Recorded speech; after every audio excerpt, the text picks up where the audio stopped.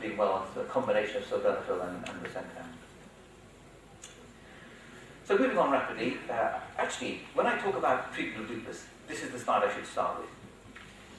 You ask patients, what is your most debilitating symptom? And you'd expect them to say, doc, it's my rash, or it's my kidney disease, or my arthritis. Actually, that's not what they say.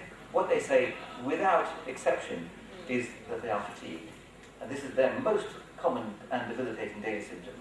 And our studies have shown that the prevalence is actually near 100%. What are the factors that are associated with fatigue in lupus? Disease activity, it goes without saying, but even patients in remission have debilitating fatigue. Fibromyalgia is seen in about 5 to 10% of patients.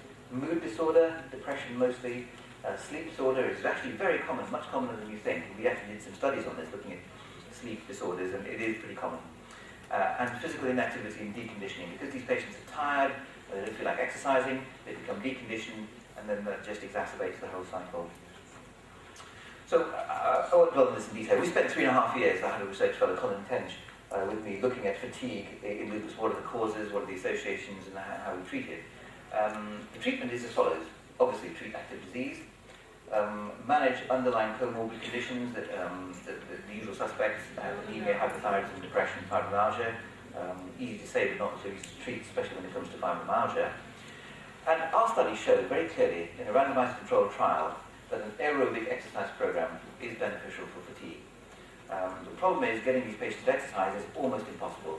They will do it as part of a clinical trial, but once you stop the clinical trial and you stop supervising them, nearly all of them stopped exercising. And that's, I guess, human nature. They say, doc, actually I'm tired, I'm aching, and I don't feel like exercising. But if you get them to exercise, it works. And my simple advice to them is that, I don't want them to join a gym or run on treadmills. Just walking, regular walking, 20 minutes a day to get their pulse rate up is sufficient.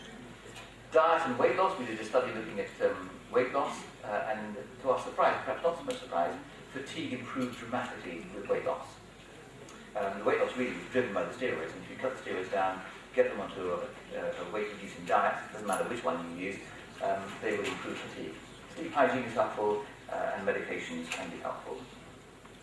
A few words on the treatment of severe lupus. You know all about this, cyclophosphamide, azathioprine, mycophenolate, and the biologics, which I'll come to in a minute.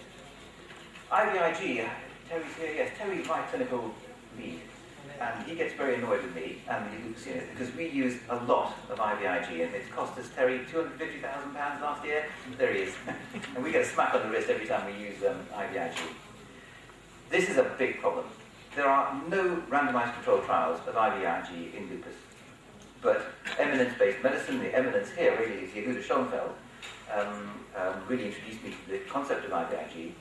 And the context that we use it most often is severe lupus. These patients usually on the intensive care unit with rip-roaring lupus or vasculitis, life-threatening disease indeed, but they are septic. And you really can't immunosuppress those patients at all. And so our approach has been, in those selected patients, to give them intravenous immunoglobulins because it's not effective, there's no impact on infection. Now some studies suggest that it actually improves your response to infection. And that buys us some time, get you over the infection, and then you can start your cyclophosphamide or whatever. Catastrophic APS, it is used, again, eminence-based, there's no trials. Hemolytic anemia, the hematologists use it in thrombocytopenia and hemolytic anemia. Sometimes there is an indication in peripheral neuropathy. We don't use it for peripheral neuropathy. And lupus nephritis, we don't use it at all in lupus nephritis. So this is our number one indication. There's very, very sick patients on the intensive care unit. Methotrexate, a very useful drug, I think.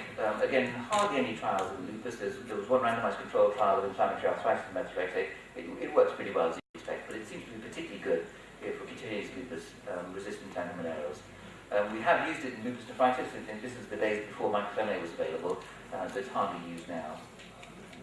And cyclosporin A, again, we hardly used it, but Bridget Griffiths coordinated the big study, the SCIENCE study, looking at cyclosporin A versus azathioprine in terms of maintaining disease activity. And there was not much between the two. They were both equivalent of keeping disease under control, and adverse effects are generally tolerable. The last few slides are on the biologic therapies